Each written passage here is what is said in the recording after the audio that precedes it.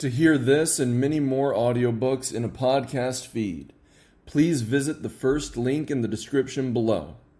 Thank you for your support.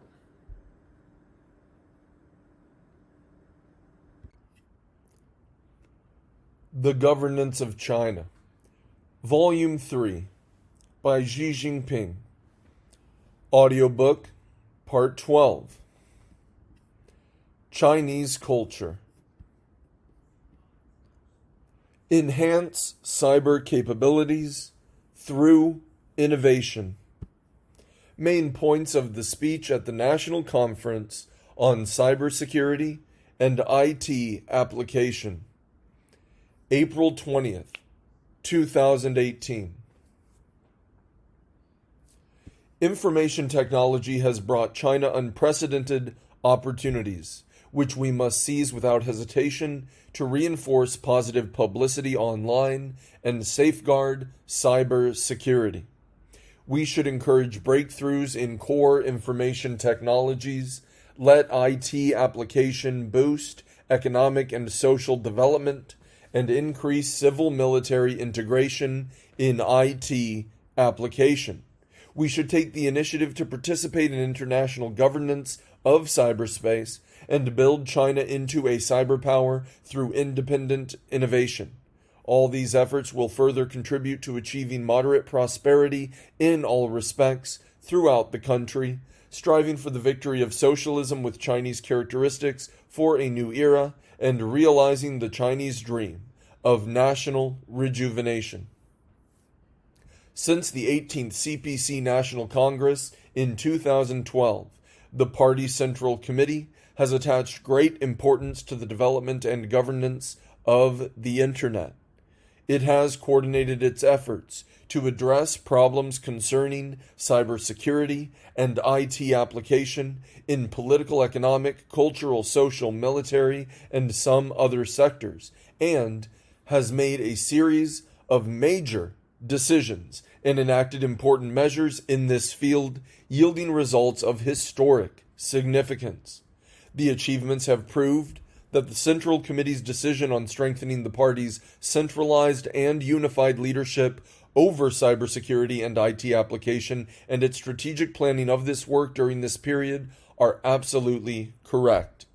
Constant innovation in theory and practice has helped us to embark on a path of cyberspace governance with Chinese characteristics and form a cyberpower strategy based on a range of new visions, ideas, and concepts. We should improve our comprehensive cyberspace governance capacity and put in place a framework in which party committees take the leadership, government departments perform administrative functions, internet enterprises fulfill their responsibilities, the public exercise supervision, and netizens discipline themselves, while economic, legal, and technical means are employed.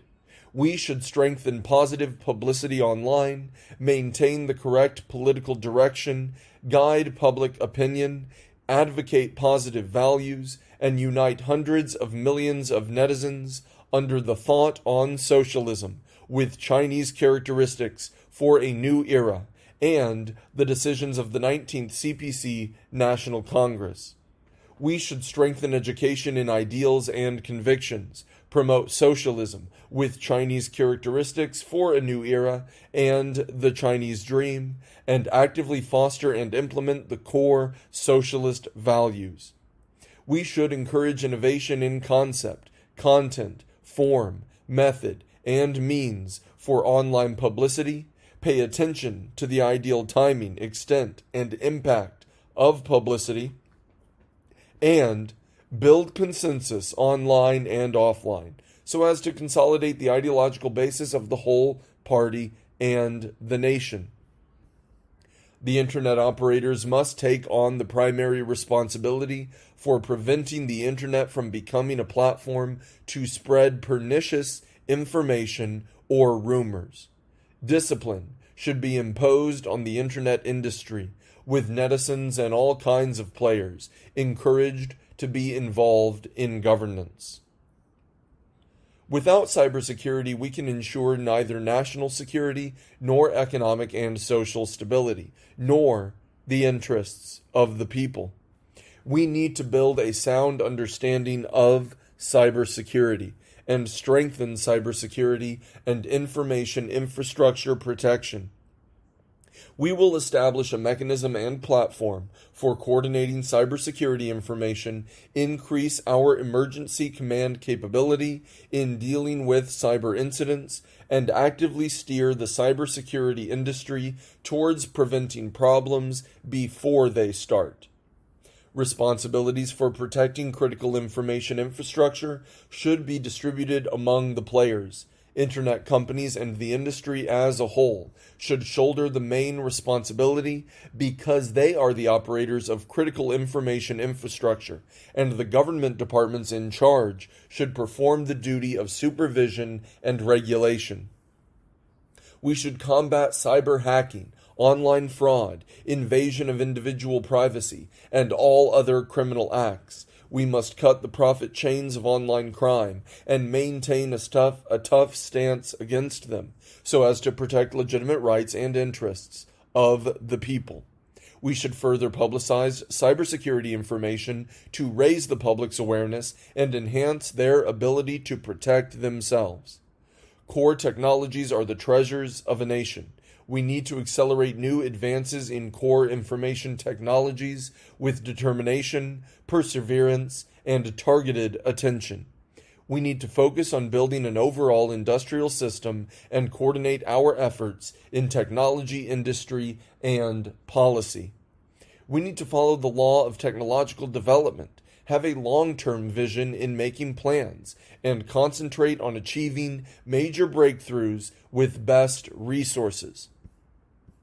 We need to strengthen centralized and unified leadership, improve policies in finance, taxation, international trade, human resources, and intellectual property protection, and regulate the market to better motivate all kinds of innovators.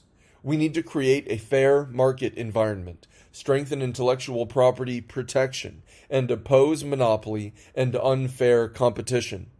We need to break the barriers between basic research and technological innovation to highlight the role of the former in leading breakthroughs in application technologies. Cybersecurity and IT application represents a new productive force and a new development trend, and should take the lead in implementing the new development philosophy. Aiming for a modern economic system and high-quality development, we should accelerate IT application and promote new industrialization, urbanization, and agricultural modernization as a whole. We should develop the digital economy and speed up digital industrialization.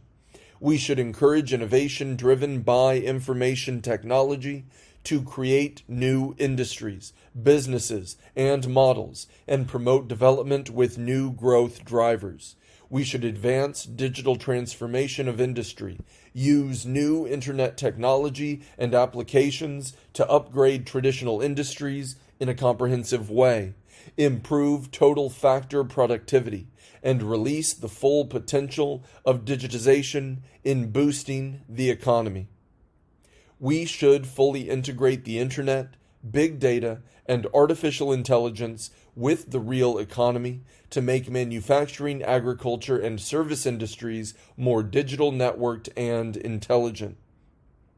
We should help enterprises in the cybersecurity and IT application sector to grow bigger and stronger by strengthening regulation and guidance for their sound and orderly development. They should seek both economic and social benefits to better shoulder their social and ethical responsibilities. We should employ information technologies to make government and party affairs more transparent and build e-government and one-stop online service platforms to better address the problems of red tape that are of strong concern to enterprises and the public. We should put people first in the development of cybersecurity and IT application and make the well-being of the people its ultimate goal, giving people a stronger sense of gain, happiness, and security. Cybersecurity and IT application is a key and frontier area, and also the most dynamic and promising field for civil-military integration.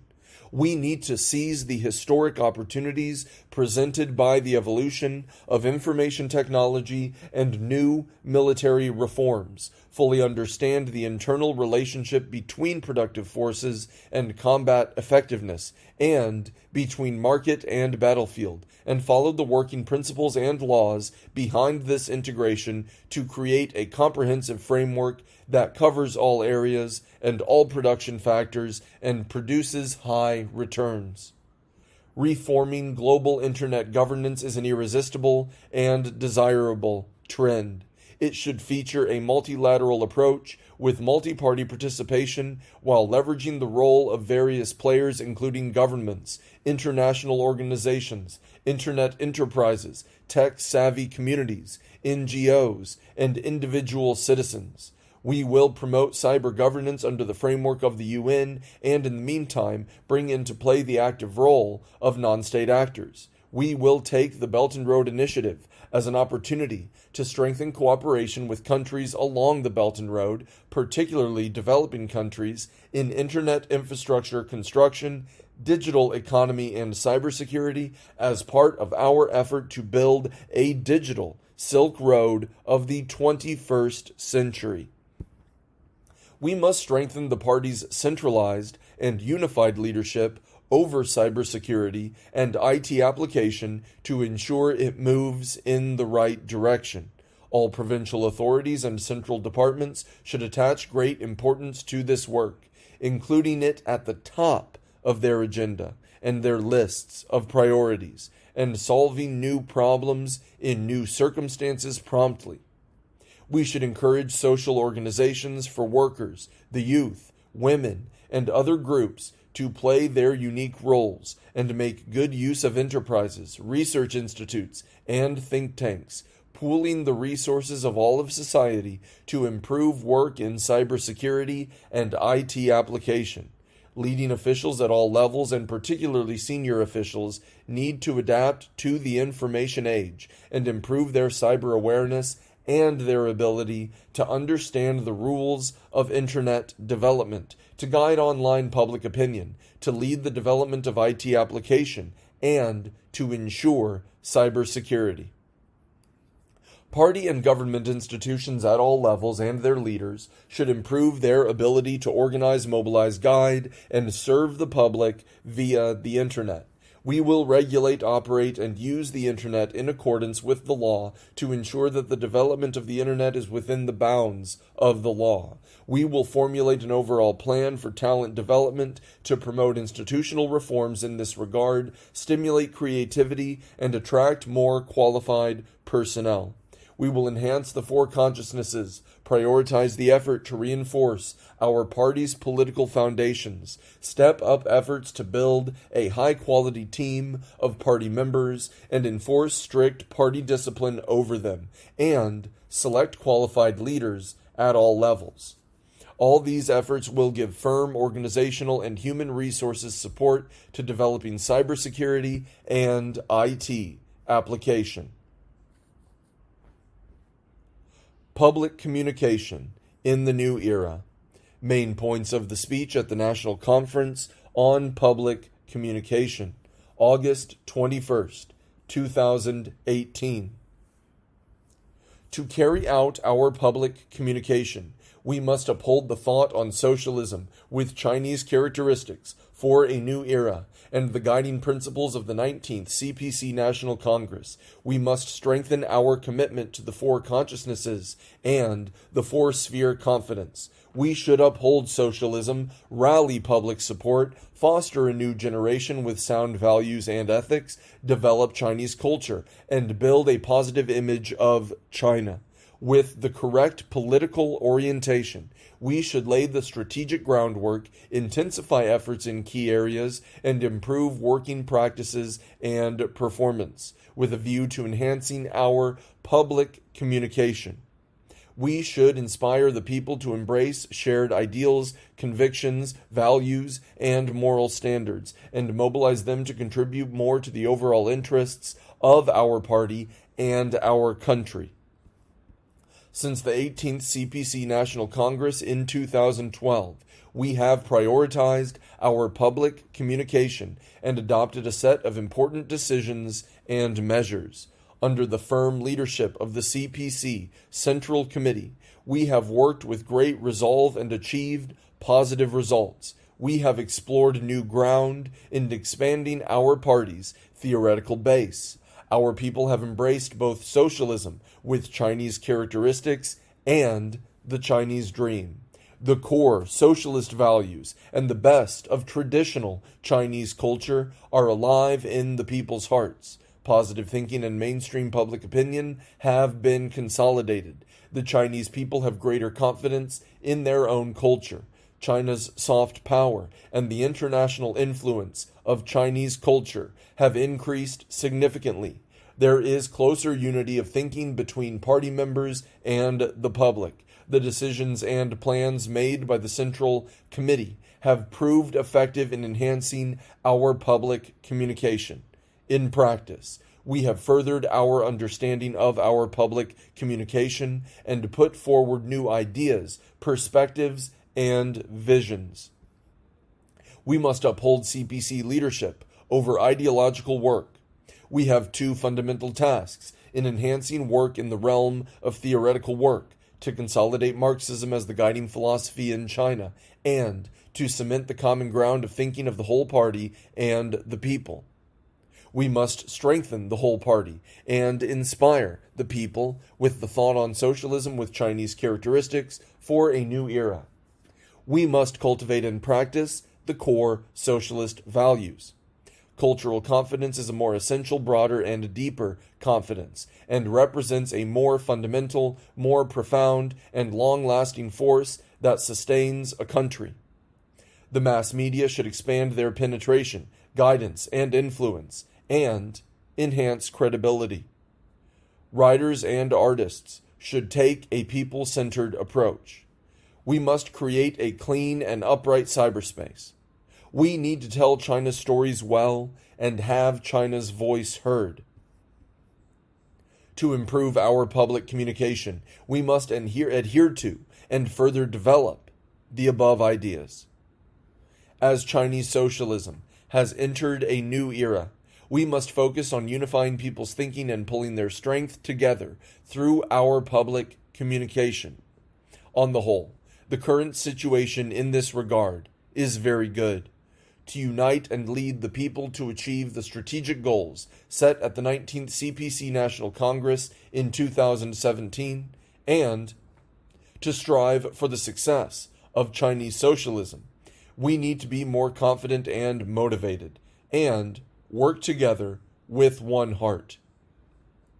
To realize the people's aspiration for a better life must always be the goal of our efforts. We should resolve both their practical problems and ideological questions, increasing public confidence, rallying popular support, gaining people's trust, and building consensus. We must better explain China's development path and China's features. At the same time, we must ensure the country's political and cultural security. We must establish the new while removing the outdated, with the former taking precedence. We must keep increasing the cohesiveness and guidance of socialist ideology. We must understand communication in cyberspace and improve our ability to utilize and regulate cyberspace to make the maximum use of the Internet for our development. To improve our public discourse in the new era, we must conscientiously uphold socialism, rally public support, foster a new generation, develop Chinese culture, and build a positive image of China. Upholding socialism means championing Marxism and Chinese socialism. We must continue to educate the whole party and the people in the thought on socialism with Chinese characteristics for a new era, and advance our work inspired by the thought. We must make a greater effort to study and understand the thought thoroughly, and firmly plant the seeds of Marxism in contemporary China and in the 21st century. Rallying public support means making sure that public opinion stays on the right track. We must raise our voice in advocating socialism, augment positive energy, extend the influence of mainstream opinion, and bolster the morale of the party and the people, so that they will unite as one and progress towards the goals set by the CPC Central Committee. Fostering a new generation means cultivating educated people with sound values and ethics. We must develop a guiding socialist philosophy, inculcate the core socialist values, and put them into practice. We must enhance the public's political awareness and ethical standards and encourage civil behavior. In this way, we will be able to foster a new generation capable of shouldering the mission of national rejuvenation. Developing Chinese culture means orienting culture towards socialism. We must promote the creative evolution and development of traditional Chinese culture, inherit our revolutionary cultural traditions, and develop an advanced socialist culture. We must inspire the cultural creativity of our whole nation and develop a great socialist culture in China. Building a positive image of China means improving our capacity for international communication so as to tell better and more accurate stories and to make China's voice heard. We should project a true, multidimensional, and all-round picture of China and increase China's soft power and the influence of Chinese culture in the world. The whole party, especially our colleagues working on public communication, has a strategic task, which is to enhance the appeal of socialism to unite and inspire the people. We should improve theoretical education on Marxism and, in particular, ensure a thorough understanding of the thought on socialism with Chinese characteristics for a new era through serious study and practice. The key to developing socialist ideology is to build full confidence in the path, theory, system, and culture of Chinese socialism. We should consolidate the guiding role of Marxism and develop our philosophy and social sciences with salient Chinese features, style, and ethos. We must maintain the right tone in guiding public opinion, strengthen the penetration, guidance, influence, and credibility of the media, and promote constructive thoughts and opinion. We should improve the means of communication and create new means to promote our party's innovative theories among the people. We should establish county-level integrated media centers to better inspire and serve the people.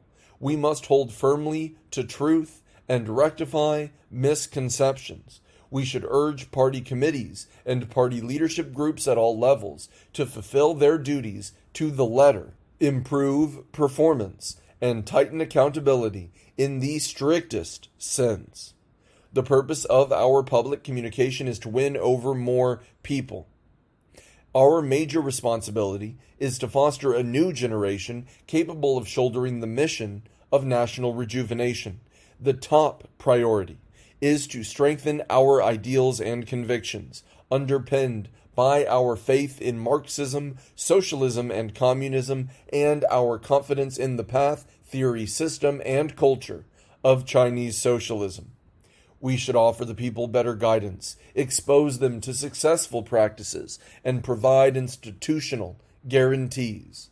We should see that all areas of social development are imbued with the core socialist values and encourage the public to honor these values. As young people are in the process of developing their values, we should guide them in how to fasten the first button of a meaningful life. Publicity is necessary to encourage the public to learn from role models and to nurture a positive atmosphere of respecting, emulating, honoring, and caring for heroes. We should promote good and up-to-date practices and trends and raise people's moral standards. We should continue the civic morality campaign and enhance the public's theoretical and political awareness. We should build centers for promoting ethical and cultural progress to help our people raise their political awareness and moral standards, foster appreciation of fine culture and enhance social etiquette and civility. To improve civility in rural areas, we should promote healthy practices in place of outdated social mores, nurturing good folk customs, cultivating fine family traditions, and encouraging virtues in individuals. We should encourage cultural workers to produce works drawing inspiration from everyday life and the experiences of the people. We should encourage them to work hard to create fine works for this great era, works that tell the stories of our party, our country, our people, and our heroes, and works that record the historic progress of the Chinese nation. In promoting the cultural sector, we must always put social benefits first. We should see that writers and artists develop a sound understanding of history, nation, state, and culture. They should cultivate refined tastes, styles, and a sense of responsibility, and raise their awareness of observing state laws and regulations. Cultural workers should enhance their moral integrity and firmly resist unhealthy tendencies in literary and artistic creation. They should aim to set an example with their works and personal conduct to refine character, inspire minds, and shape social trends. They should produce more wholesome and inspiring online works. We should ensure consistent and equal access to public cultural services. Efforts to improve cultural services should be led by the government, involve extensive public participation, be more community-focused, and encourage shared benefits through joint contribution. We should expand the coverage and applicability of our basic public cultural services. We should promote the high-quality development of cultural industries, improve modern systems for cultural industries and markets, and support the growth of cultural market players. We should develop new forms of business and new models of consumption in the cultural sector so that the people have a stronger sense of fulfillment and happiness from enjoying refined cultural products and services. We should further structural reform of the cultural sector and continue to inspire cultural creativity. We should increase the international influence of Chinese culture. We need to take stock of the global landscape and take targeted measures when we present the thought on socialism with Chinese characteristics for a new era to the international community. We should find better ways to tell stories about the CPC's governance of China, about our people's hard work to realize the Chinese dream, and about China's peaceful development through mutually beneficial cooperation, helping the international community to know more about our country. China's finest traditional culture is the cultural lifeline of the Chinese nation. Its visions, concepts, values, and moral norms are the core of Chinese thinking, and they also hold invaluable references to resolving problems of humanity. We should extract the cream of traditional Chinese culture and display those elements that are still relevant in the world today. We should improve our approach to international communication, develop innovative concepts and mechanisms, and gather more resources and strength.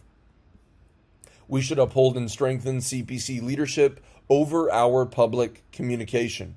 Reinforcing our party's political foundations should be the overarching principle. In enhancing our public communication, we must apply the four consciousnesses, uphold the authority of the CPC Central Committee and its centralized, unified leadership, and maintain the correct political orientation. We must improve our conduct and oppose the practice of favoring form over substance, bureaucratism, hedonism, and extravagance, the first two in particular.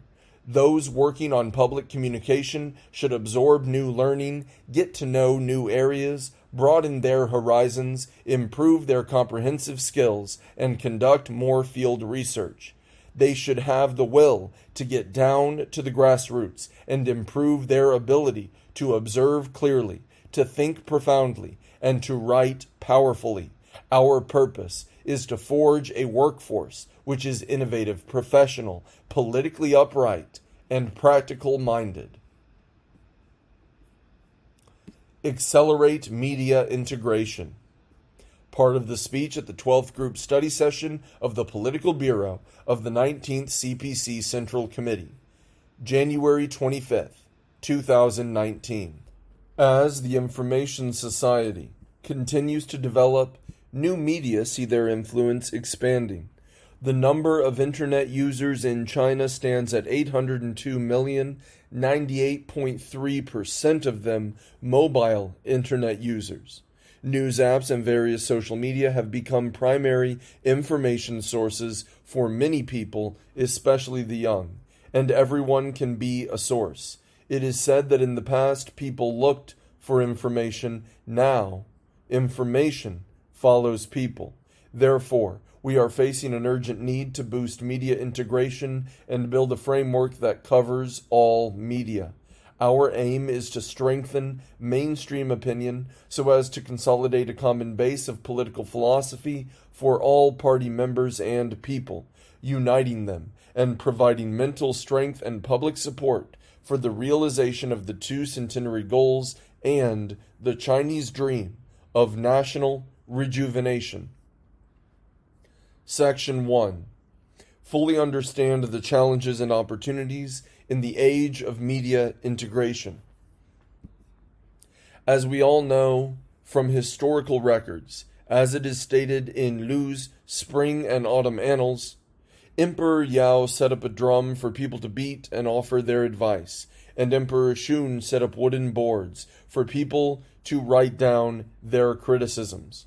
Footnote 1. Lu's Spring and Autumn Annals, Lu Shi Chen Qiu, was compiled by the followers of Lu Bu Wei, circa 292 to 235 BC, chief minister of the state of Qin during the Warring States period. End of footnote 1. Their purpose was to collect public opinion. In the late Qin dynasty, 221 to 206 BC, Qin Sheng and Wu Guang rose in revolt. Footnote 2. This refers to the peasant uprising led by Qin Sheng and Wu Guang in the late Qin dynasty. In 209 BC, on their way to take up their border defense duties, Qin army officers Qin Sheng and Wu Guang led 900 soldiers in a rebellion against the brutal rule of the Qin dynasty at Dazhiqiang, Qixian County, southeast of today's Suzhou City, Anhui Province. End of footnote 2. They wrote a fabricated prophecy, Qin Sheng will be king, on a piece of silk and hid it inside a fish for someone to discover. They also mimicked the barking of a fox, crying, Great Chu will rise again, Qin Sheng will be king. Over time, people came to believe it and began to support them. All this shows that the ancients knew well the importance of public opinion. No cybersecurity, no national security. I have said this on many occasions. If we fail to adapt to the internet, we will not be in power for long. As the media keep developing on all fronts, they have taken on new features characterized by up-to-the-minute reporting, multi-dimensional coverage, widespread public participation, and targeted effect, bringing about profound changes in the means of communication and posing new challenges to our communication work. We need to understand general trends to plan and act as required by the times. We need to accelerate media integration so that our mainstream media will have more extensive coverage, stronger guidance, higher public trust, and more influence. The aim is to create concentric circles of diffusion, online and offline, within which all the people will be united on the basis of common ideals, convictions, values, and moral standards, so that positive energy and mainstream values prevail. Section 2. Fully understand the trends and laws of media integration. Since the 18th CPC National Congress in 2012, we have emphasized the importance of guiding public opinion, giving priority to mobile media, improving media content, and promoting innovation. The integration of institutions and mechanisms, policies, procedures, technology, and talent has been accelerated. Positive results have been achieved in building up integrated all-media matrices and in creating cross-media products. Traditional and new media cannot replace each other. Each serves its own purpose. They complement and promote each other without the question of one being primary and strong, while the other secondary and weak. To date, China has yet to tap the full potential of media integration. We need to keep moving towards integration and move faster from media plus to media integration by optimizing the process of various media resources and production factors such as content, technology applications, platforms, terminals, and means of management. We need to facilitate qualitative changes, amplify efficiency, and create new types of mainstream media that are more influential and competitive. I have said many times, our major efforts in public discourse should be devoted to the people. Where there are people, our public communications should reach. As cyberspace has become such a new place, we should make it a priority to build public consensus there. At the same time, mobile internet has become a key channel for disseminating information. With such technologies as 5G, big data, cloud computing, Internet of Things, and artificial intelligence, it will enter a new stage of faster development. We must give priority to mobile media, improving state-owned communication platforms while managing and making good use of commercial and social platforms. By means of mobile communication, the mainstream media will occupy the commanding heights in guiding public opinion and mentality, promoting culture, and serving the people. Media intelligence is developing rapidly around the world, with a stronger sense of mission and urgency in bolstering our capability to guide public opinion. We need to make breakthroughs in the independent innovation of key technologies, exploring the application of artificial intelligence in news gathering, generating, distribution, reception, and feedback. The use of algorithms must be managed in accordance with mainstream values for better guidance of public opinion.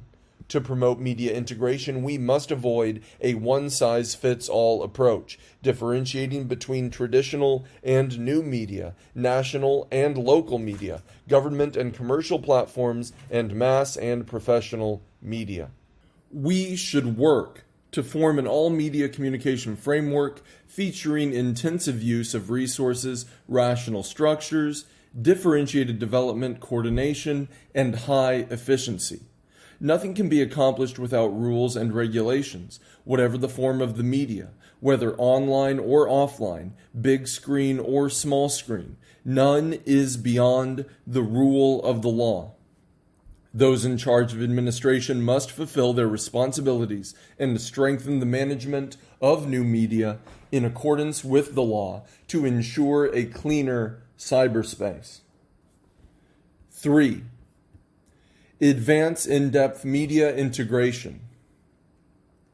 The application of information technology has brought us a rare opportunity. We must use the results of the information revolution to build an integrated all-media communication framework at a faster rate. I have said many times that creating positive energy is a general requirement and exercising effective management a top priority. Now, I want to add that proper application shows real competence. Media integration does not concern news organizations only. We need to turn our public resources, social, ideological, and cultural, our big data on social governance, and our institutional strengths in policymaking into strengths for enhancing our mainstream opinion.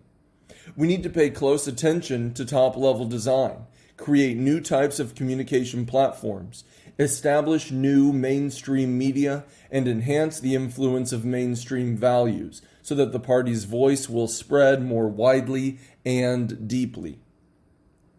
The internet is a double-edged sword. A picture or a video can spread widely through various media in just a few hours and significantly impact public opinion. This kind of influence will benefit the country and the people if used properly, or may result in unpredictable damage if used improperly. We must clearly keep to the correct political and value orientations and maintain sound guidance of public opinion.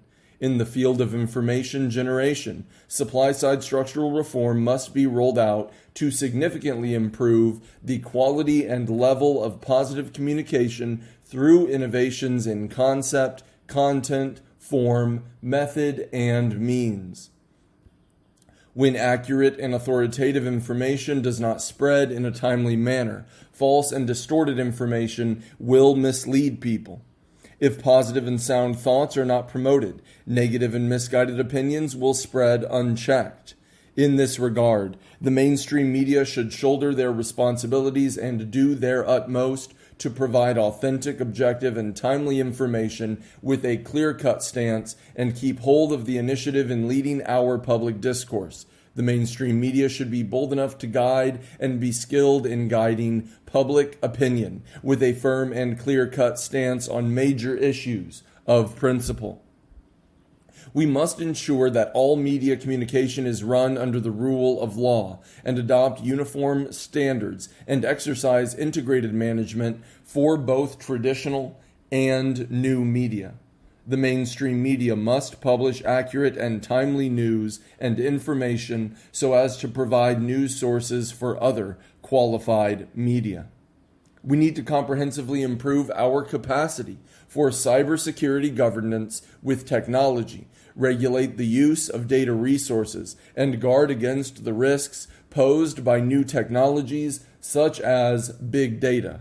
We must be fully aware of the trend in international communication towards mobile, social, and visual media, and make more effort to build a discourse system for international communication. We also need to ensure our works are easy to understand and are readily accepted by more foreign audiences, thus constantly enhancing the impact of international communication. More members of the international community are viewing China with reason and objectivity and offering their approval. It shows we are on the right road. It also presents good historic opportunities for the mainstream media. We must persevere in sharing Chinese stories with more confidence and enthusiasm. We aim to have a stronger voice in the world that is compatible with China's international status. In summary, integrating the media is a great task. We must make concerted efforts across the country. Party committees and governments at all levels should give greater support to this task in terms of policies, funds, and human resources. Departments in charge of information services at all levels should reform and innovate administrative mechanisms, carry out supporting policies and measures, and steer media integration in the right direction. Officials at all levels must improve their ability to handle the media so as to raise their governance ability. A nation must have a soul. Speech at a joint panel discussion of CPPCC National Committee members from the literary art and social science circles during the second session of the 13th CPPCC National Committee, March 4th, 2019. The year 2018 was an extraordinary one for China. On the path to realize the two centenary goals, we pressed forward with full confidence. We endured hardships and achieved self-fulfillment. We invested efforts and reaped harvests. The CPC Central Committee united and led the party and the Chinese people in seeking progress while maintaining stability. As a result, China's economic growth has been within a reasonable range. The country has maintained overall social stability, and the Chinese people have attained an increasingly strong sense of fulfillment, happiness, and security.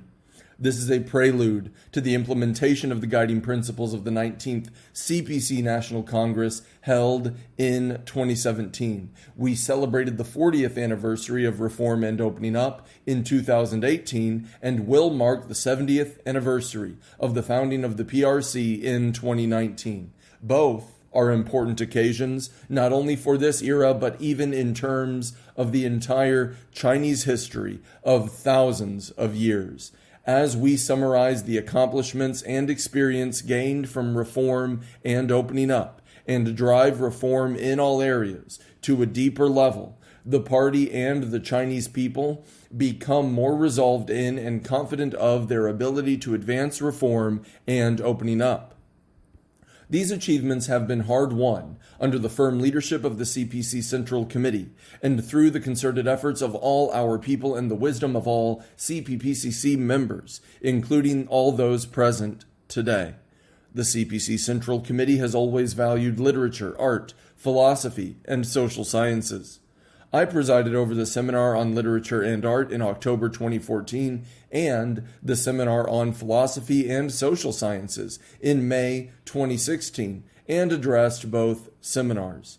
In recent years, our literary, art, and social science circles have strengthened their commitment to the four consciousnesses, the four-sphere confidence, and the two upholds, and have taken on the mission of upholding socialism, rallying public support, fostering a new generation with sound values and ethics, developing Chinese culture, and building a positive image of China. In literary and artistic creation, they take on the responsibility for identifying the root problems and addressing them thoroughly, keeping to the right political direction by carrying on fine traditions and facilitating innovation. They have consolidated the guiding role of Marxism and reinforced their people-centered approach. The quality of literary and artistic works is improving. Philosophy and social sciences with Chinese features are thriving and generating remarkable results. A nation must have a soul that captures our fine traditions. As cerebral undertakings, literature, art, philosophy, and social sciences are creations of the soul. They are indispensable and must never go astray. The CPPCC members in the literary, art, and social science circles have done tremendous work in deliberating on how to foster and practice the core socialist values, how to strengthen confidence in the culture of Chinese socialism and better present China to the world, how to promote progress in socialist literature and art, how to improve the public cultural service system, and how to ensure a clean and decent cyberspace. In 2018, they offered proposals on how to promote the ethos of model workers and high standards of craftsmanship, how to protect and utilize resources for tourism in former revolutionary sites, and how to develop the cultural and creative industries. They have played an important role in facilitating rational decision-making and effective governance. On the whole, for several years, the literary, art, and social science circles have successfully identified their goals, followed the right path, improved their conduct, created new positive trends, produced fine works, and trained capable professionals. Their undertakings are thriving as a result of these changes. Our work in literature, art, philosophy, and social sciences, weighing high in the overall work of the party and the country, plays a significant role in upholding and developing the thought on socialism with Chinese characteristics for a new era. At the National Conference on Public Communication held in 2018, I set my expectations of our work in these fields under the current situation. Here, I would like to share with you some of my thoughts. First, we should keep pace with the times. As an ancient Chinese poet said, quote, "Prose and poetry are composed to reflect the times and reality," end quote. Footnote 1, by Zhu Yi, A Letter to Yuan Jin, Yu Yuan Jiu Shu, by Zhu Yi, 772 to 846, was a poet of the Tang dynasty. End of footnote 1. We should keep pace with and speak for our times. In 2018, we held a grand celebration for the 40th anniversary of reform and opening up, and commended 100 pioneers of reform. Among them were many writers, artists, and social scientists, including Li Guyi, Li Shuijian, Shi Guangnan, Jiang Zilong, Xie Jin, Lu Yao, Fan Zhenshi, Li Yining, Lin Yifu, Wang Jiafu, Hu Fuming, Shu Changde, Du Runsheng, and Zheng Derong. They are all outstanding representatives in their fields, keeping up with and serving the needs of the times. The new era of Chinese socialism calls for outstanding writers, artists, and theorists, and offers extensive space for literary and artistic creation and academic innovation. I hope we will increase confidence in our culture, keep up with the pulse of the times, and listen to the voices of the times. Our mission is to record the new era, create the new era, and extol the best of the new era. We should brave challenges and seek inspiration for innovative themes from contemporary Chinese creations. We should reflect the historic changes in our era and depict the spirit of our age. We should record the progress of this era, tell its stories, and manifest its virtues. Second, we should adopt a people-centered approach. The people are the creators of history. All achievements come from the people, and all glories belong to the people. Looking into the future, we must rely closely on the people to overcome the challenges that confront us on our road ahead and realize the blueprint for national development drawn up at the 19th CPC National Congress. Quote, "The rock soars not merely because of the lightness of one of its feathers. The steed gallops not merely because of the strength of one of its legs." End quote. Footnote 2. Wang Fu, Comments of a Recluse, Qian Fu Lun. Wang Fu, circa 85 to circa 163, was a philosopher and political commentator of the Eastern Han Dynasty. End of footnote 2. If China wants to fly high and run fast, it must rely on the strength of its nearly 1.4 billion people. In producing literary and artistic works and conducting research in philosophy and social sciences, we must know who we are creating and speaking for. This is a fundamental issue. The people are the source of inspiration for literary and artistic creations. Only through a people-centered approach can we draw inexhaustible inspiration. Our writers and artists should look beyond their own lives and go deeper into the lives of ordinary people to tell stories about them. Listen to their voices. Celebrate their merits. People working in the philosophy and social science circles should look beyond their ivory tower and conduct extensive field research to see how people live and think, then address their doubts and concerns in a way that echoes their inner world. Philosophy, social sciences, literature, and art must respond to reality and analyze social problems. Before prescribing the right solutions for our country, we must first have an idea of its health, and then identify the ailments and their causes. How can we treat the ailments without a sound diagnosis? Third, we should create fine works for the people. Great writers and scholars do not put on airs, but produce great works. Mentioning Lao Tzu, Confucius, and Mencius, we recall Tao Te Ching, the Analects of Confucius, and the Mencius. Footnote 3. Tao Te Ching, also known as Lao Tzu, is an important philosophical work from ancient China. It is reputed to have been written by Lao Tzu during the spring and autumn period 770 to 476 BC.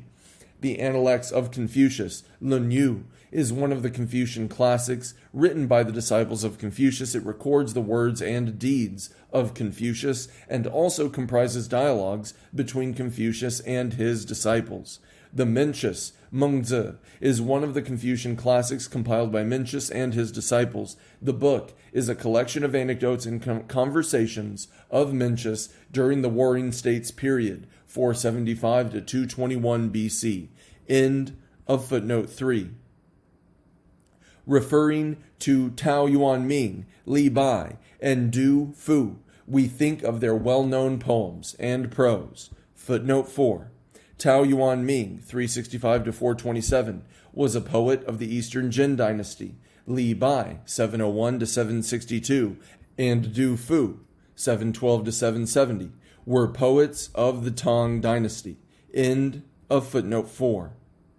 Speaking of Plato, Shakespeare, and Adam Smith, we remember the Republic, Hamlet, and the Wealth of Nations. If writers and scholars do not focus on creating fine works, but take shortcuts and seek instant benefits, they cannot grow into masters. As I mentioned at the seminar on literature and art in 2014, it is fine works that count. All ostentatious activities are superficial and will soon be gone with the wind.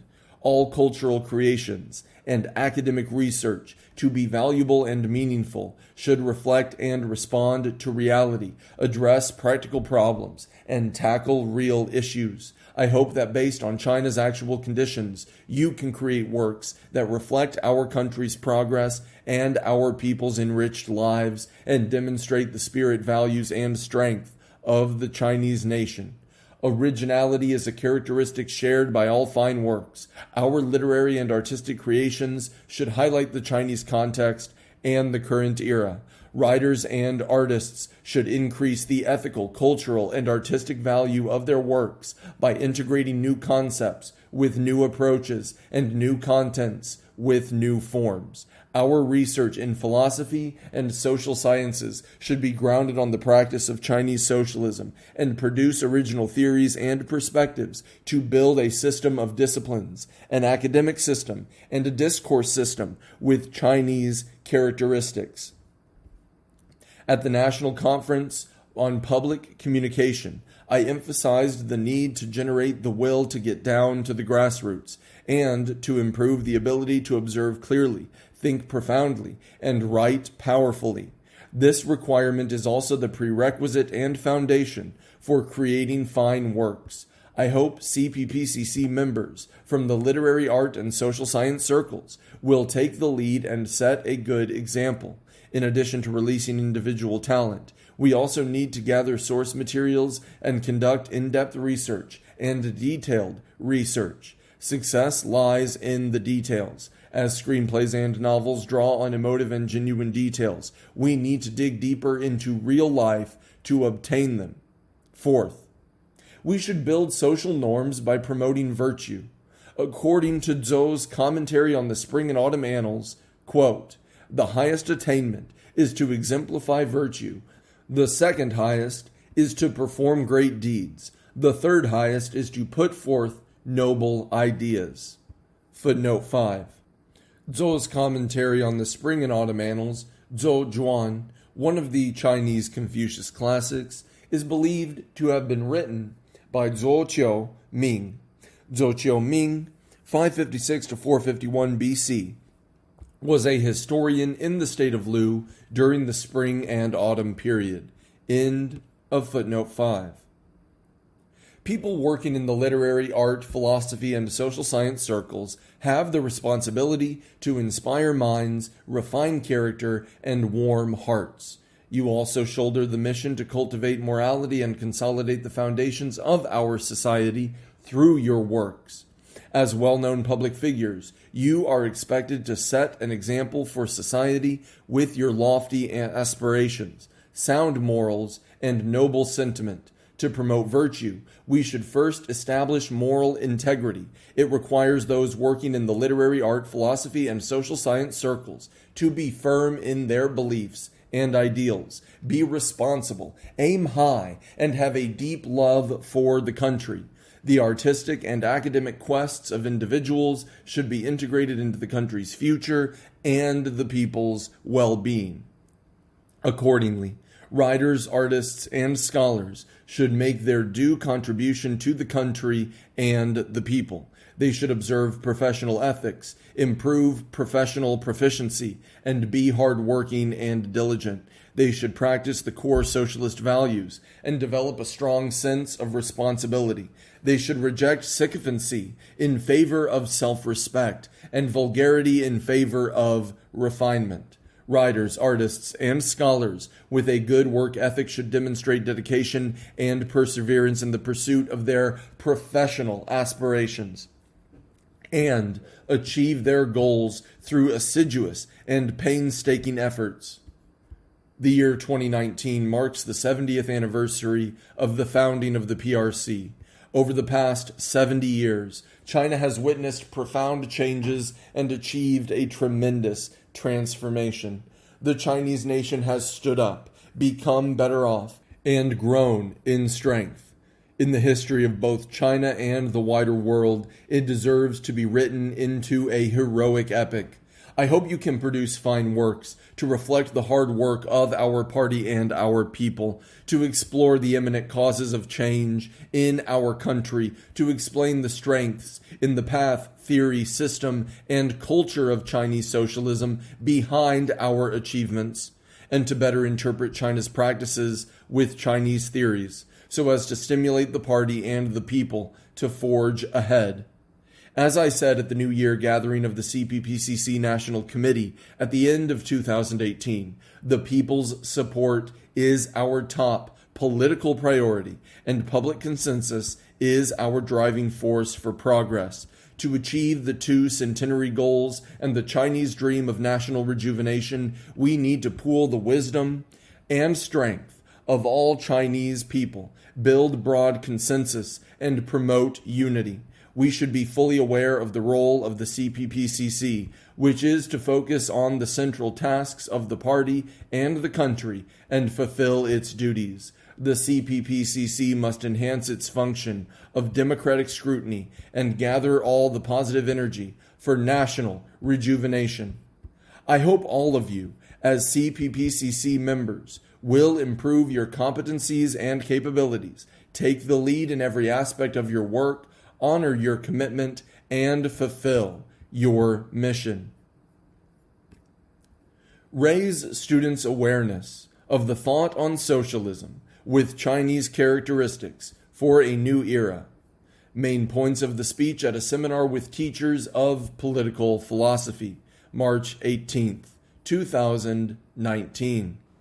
The key to improving our education in political philosophy is to fully implement the party's policies on education. We must be clear about fundamental issues like the purposes, standards, and approaches of education.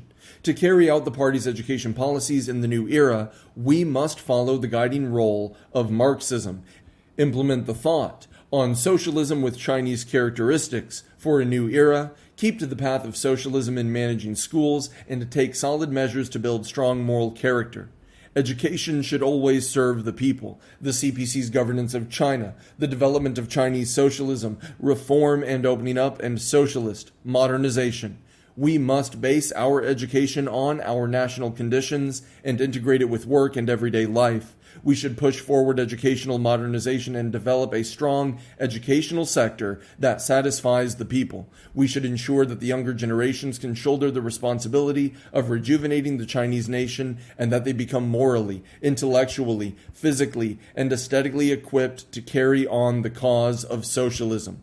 Young people are the future of China and the hope of our nation.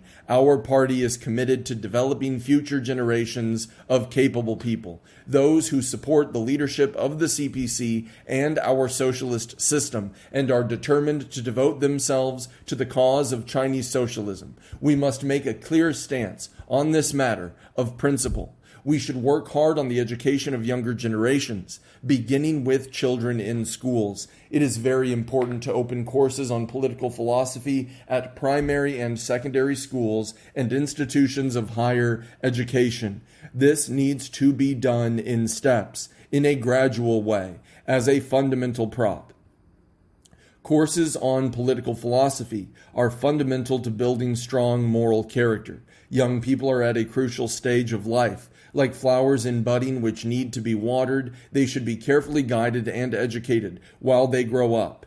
In our socialist education, it is necessary to educate the students in political philosophy, equip them with the thought on socialism with Chinese characteristics for a new era, guide them to enhance their confidence in the path, theory, system, and culture of Chinese socialism, and inspire their patriotism. In this way, they are encouraged to serve the country and make it stronger by carrying forward Chinese socialism, advancing socialist modernization, and realizing national rejuvenation. Courses on political philosophy play an irreplaceable role in this regard, and teachers of these courses bear a great responsibility. The Party Central Committee places high value on education. Attaching great importance to education in political philosophy, we have always followed the guiding role of Marxism and developed a discipline of Chinese socialist system, laying foundations for developing courses on political philosophy. We have developed a deeper understanding of the laws that underlie governance by a communist party, the development of socialism, and the evolution of human society, and have learned to use them wisely. We have opened up a new realm in socialism with Chinese characteristics in both theory and practice, and our achievements have drawn worldwide attention. Our growing confidence in the path, theory, system, and culture of Chinese socialism has provided strong support for the development of courses on political philosophy. Over the course of several thousand years, the Chinese nation as a whole has developed a profound and outstanding traditional culture. Our party in particular has forged an advanced socialist culture in the course of revolution, economic development, and reform. These are the engines powering our courses on political philosophy. These successful experiences we have gained and our understanding of the regularity of the course over a long period provide an important basis for us to keep to the right track and facilitate innovation. With these in place, and with our team of trustworthy, respectable, and reliable teachers who have the enthusiasm, determination, and ability required, we are fully confident that we have what it takes to create better courses on political philosophy. Teachers are the key to developing these courses, and we should give full rein to their enthusiasm, initiative, and creativity. Teachers of political philosophy should help their students sow the seeds of the true, the good, and the beautiful, and guide them how to tie their shoelaces properly before embarking on their journey of life. First, they must have strong political convictions. We should let those who have faith share that faith with others, and they should have acute political awareness and keep a clear head when faced with matters of principle. Second, they should love the country and the people, care about the future of the Chinese nation, and enrich themselves by drawing on the wealth of experience from the practice of the party and the people in the new era. Third, they should be good thinkers, learn to use dialectical and historical materialism, and be innovative in teaching, so as to let the students have a profound learning experience and guide them towards noble ideals and beliefs and sound ways of thinking. Fourth, they should broaden their vision of knowledge, the world, and history. They should be able to explain complicated matters by using examples and through in-depth analyses and comparisons. Fifth, they should exercise strict self-discipline, be consistent in class and out of class, online and offline, advocate the themes of the times, and spread positive energy. Sixth, they should have an upright character, since those who have upright character are attractive to students. They should have integrity and exercise a positive influence on their students. Only if the students relate to their teachers will they believe in what the teachers teach. So the teachers should try to win the students' respect with their profound theoretical knowledge and serve as role models in studies and in life that the students like and admire. To push reform and innovation in teaching political philosophy, we should give it more theoretical substance and make it more inspirational, appealing, and targeted. We must integrate political principles with scientific rationale, responding to students' questions with thorough scientific and academic analysis, convincing them with profound theories, and guiding them with truth. We must integrate values with knowledge, guiding students to embrace the right values while acquiring knowledge. We must be both constructive and critical, advocating mainstream ideology and confronting all erroneous ideas and trends of thought.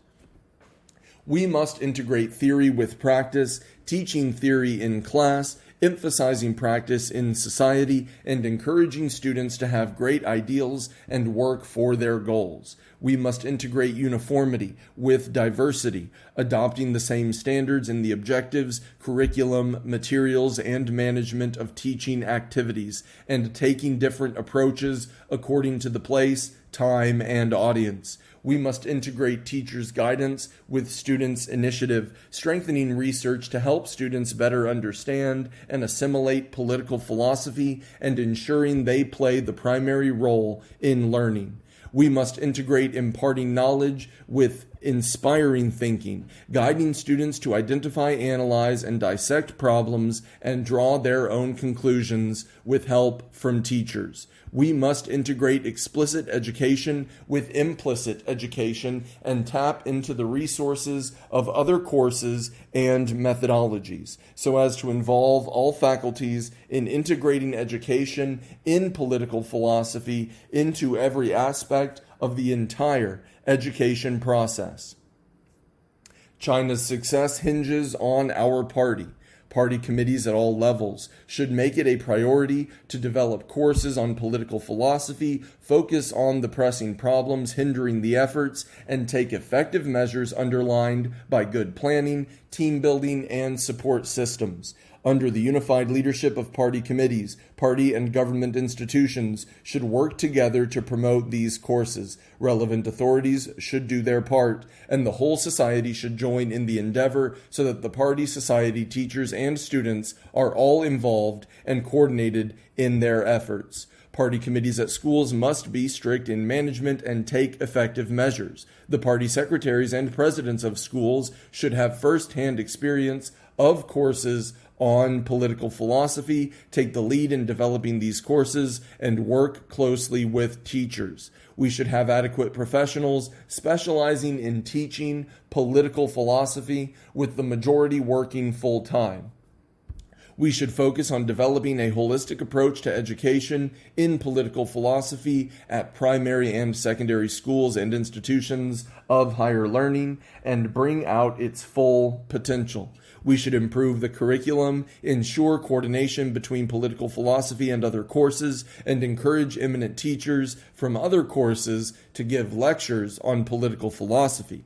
Leading officials of local party committees and governments should do likewise at school. Carry on the legacy of the May 4th movement and be worthy of the new era. Part of the speech at a conference marking the centenary of the May 4th movement. April 30th, 2019.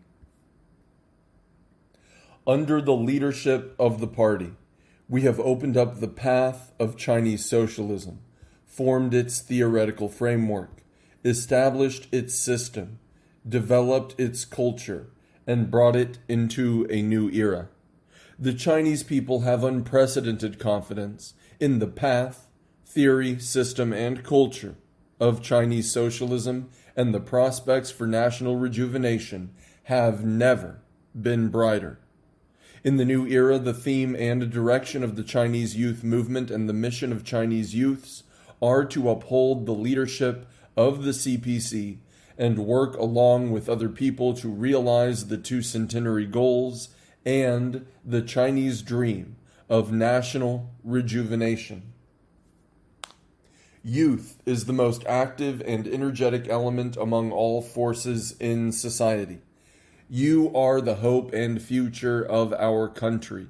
Today, in the most promising period of the Chinese nation, young Chinese are endowed with rare opportunities to achieve things and the mission to shoulder great responsibilities. In this new era, you should continue to carry forward the spirit of the May 4th movement and take on your mission to realize national rejuvenation. You should meet the expectations of our party and our people, be worthy of the trust of the nation, and live up to the demands of this great era. First, Chinese youths in the new era should establish great ideals. The ideals and beliefs of youths have a bearing on the future of a country. Young people with great ideals and firm beliefs are the driving force that builds an invincible nation. High ambitions can stimulate your potential to forge ahead, so that you will not drift aimlessly like a boat without a rudder.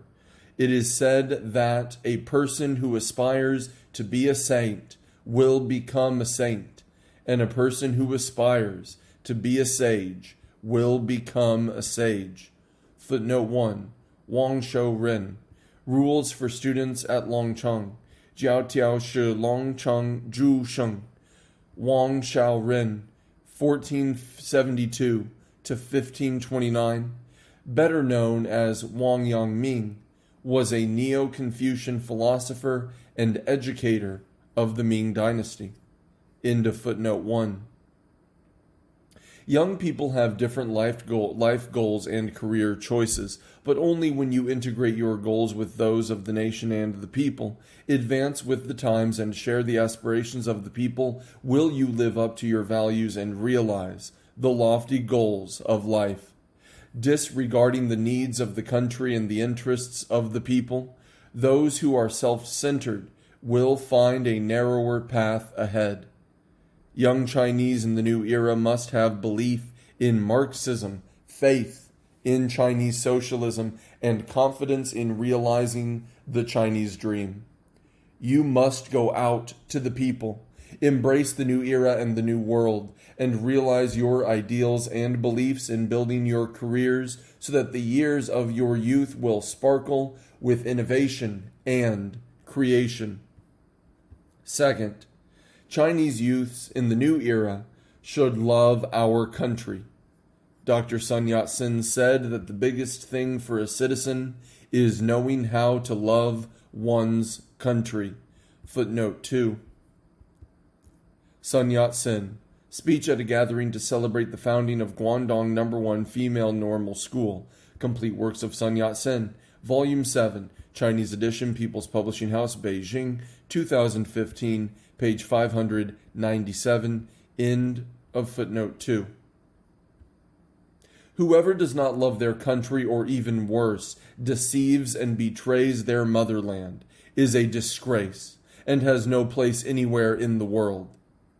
Love of our country, the feeling of devotion and sense of attachment to our motherland, is a duty and responsibility for every Chinese. It is the foundation on which young Chinese in the new era can become winners in life.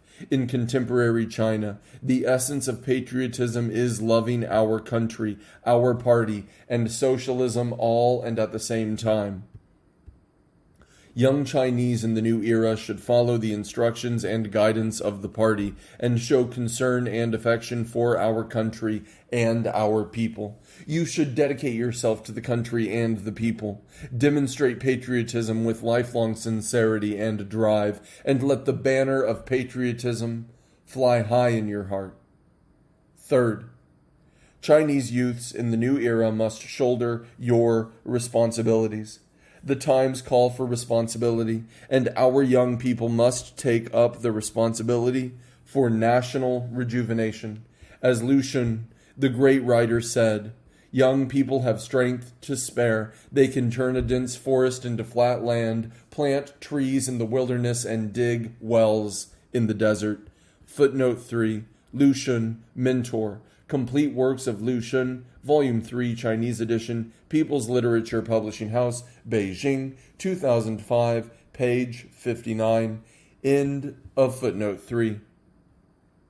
In the new journey towards national rejuvenation, we need to respond to major challenges, guard against serious risks, overcome real obstacles, and resolve difficult problems. All these urgently demand the will to step forward in the face of difficulties. As long as young people are brave enough to shoulder responsibilities and fight hardships and risks, Chinese socialism will be full of vitality, potential, and hope. Young people must maintain your courage, fearing nothing and forging ahead in spite of difficulties and dangers. You should stand in the forefront and be the pioneers of national rejuvenation. There are people who are afraid to experiment and try out new things, or treat responsibilities as burdens and losses, or shirk their responsibilities and attend only to their own business. All such thoughts and acts are undesirable, and those who entertain them will accomplish nothing and never be able to truly enjoy life. Chinese youth must cherish this new era and grow with it. In the new era, you must work hard to perform on the vast stage of reform and opening up, and on the journey to realizing the Chinese dream. And you should endeavor to become morally, intellectually, physically, and aesthetically equipped to join and carry on the socialist cause. Fourth, Chinese youths in the new era must work hard. Hard work paints a bright backdrop for a young life. As Mao Zedong said, "Should I have 200 years to spare, I will surely swim for 3,000 li, 1,500 kilometers." Footnote 4. Mao Zedong, Annotations to Lines in Poems of Mao Zedong, Collected Works of Mao Zedong, Volume 8, Chinese edition, People's Publishing House, Beijing, 1999, page 364, end of footnote 4. The mission of national rejuvenation must be achieved through hard work, as must the ideals of life. Without an arduous popular struggle carried out especially by generations of young people, there would have been neither the present new era of Chinese socialism nor a future in which we will realize national rejuvenation. Over thousands of years, the Chinese nation has suffered numerous hardships, but none of them could defeat us. Instead, they have lifted our national spirit, willpower, and strength. Today, our living conditions have improved, but we, especially our young people, must retain the spirit and fine tradition of hard work. There will definitely be daunting challenges and even perilous storms in the new journey towards national rejuvenation. The spirit of arduous struggle is especially needed during the process. Hard work is not just a ringing slogan. It is about doing small things, completing every task, and fulfilling every duty. The road of hard work will not be smooth. Instead, it will be cobbled with hardships and full of ups and downs. The strong can always rise from setbacks. They are never discouraged. In the new era, young Chinese must forge ahead as brave and devoted pioneers in the forefront of the times against all difficulties and obstacles, and work hard to blaze new trails, achieve successes, and create miracles that will astonish the world. Fifth, Chinese youths in the new era must have remarkable abilities. Youth is a golden age for developing skills through hard work. If you idle away your youth and achieve nothing, it is no good lamenting in old age. Footnote 5. Chuan De Yu, Reflection on My Life. Fang Ge Xing. Chuan De Yu, 759 to 818, was a writer and official of the Tang Dynasty. End of footnote 5.